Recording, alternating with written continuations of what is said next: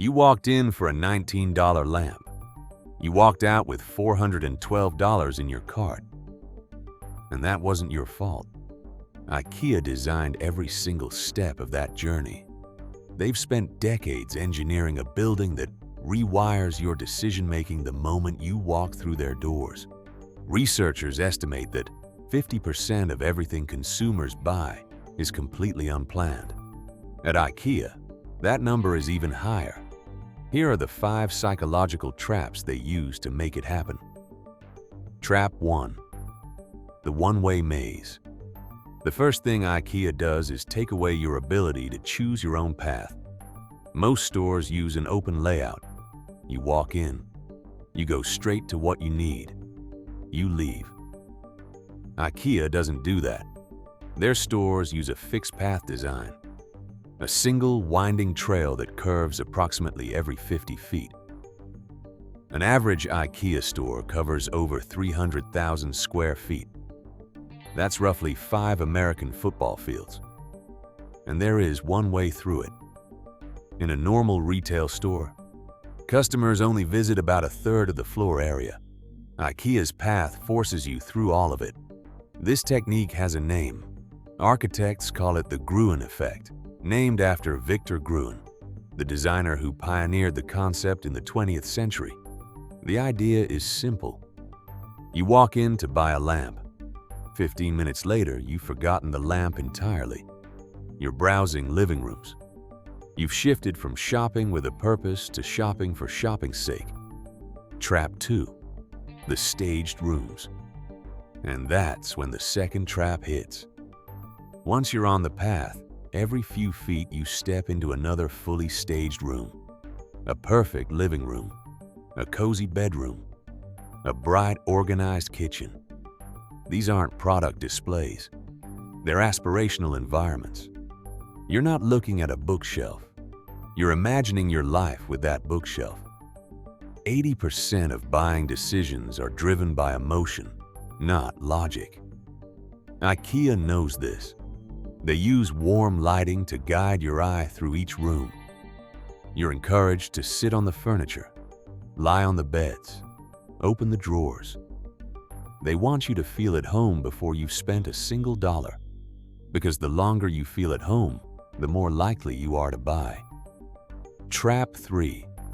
The Marketplace Gauntlet. After 30 minutes in the showrooms, you descend into the marketplace. This is the ground floor, and it's designed differently. Up in the showrooms, IKEA sells you a dream. Down here, they sell you impulse. Everything is small and cheap. Candles for $1.99, napkins for 99 cents, storage baskets for $3. The prices are engineered to fall below what psychologists call the decision threshold. That's the price point where your brain stops calculating cost versus value and just says yes. This is why IKEA places a bright yellow bag right at the entrance. You grab it just in case. And that bag becomes a silent permission slip to keep adding things. Trap 4. The Meatball Strategy. By this point, you've been walking for over an hour. You're tired, you're hungry, and right on cue, IKEA offers you Swedish meatballs. A hot dog for $1, breakfast for 99 cents. This isn't a side business. It's a calculated loss leader. IKEA's food court loses money on almost every plate, but it keeps you inside the building longer. And the longer you stay in a retail environment, the more you spend. One of IKEA's creative directors said it plainly. You're trying to build excitement, because when people are excited and aroused, they're more likely to buy. The meatballs aren't the product. You are. Trap 5. The IKEA Effect. This is the most brilliant trap, and it happens after you leave the store. Most furniture comes pre-assembled. IKEA makes you build it yourself. In 1956, a designer named Gillis Lundgren couldn't fit a table into his car, so he sawed the legs off. That moment birthed the flat pack revolution and saved IKEA billions in shipping costs. But it did something else. Something IKEA didn't plan for. In 2011, researchers gave it a name: the IKEA Effect.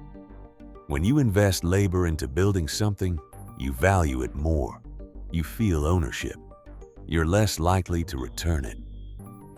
The same phenomenon killed instant cake mixes in the 1950s. They were too easy. Sales only recovered when the recipe changed to include cracking a fresh egg. People needed to feel like they had contributed. IKEA gets this for free. That bookshelf you spent 2 hours building, you'll defend it like you designed it yourself. And that emotional attachment, it brings you back. Most people think IKEA is a furniture store. It's not. It's a behavioral funnel disguised as a warehouse. The maze eliminates your shortcuts. The staged rooms hijack your emotions. The marketplace exploits your impulse threshold. The food keeps you inside. And the assembly makes you love what you bought. Every single step is engineered. Not to sell you furniture, but to make you feel like you chose to buy it. That is the real design. And the next time you walk into that building for a $19 lamp, remember, they're not hoping you'll buy more. They've already made sure you will.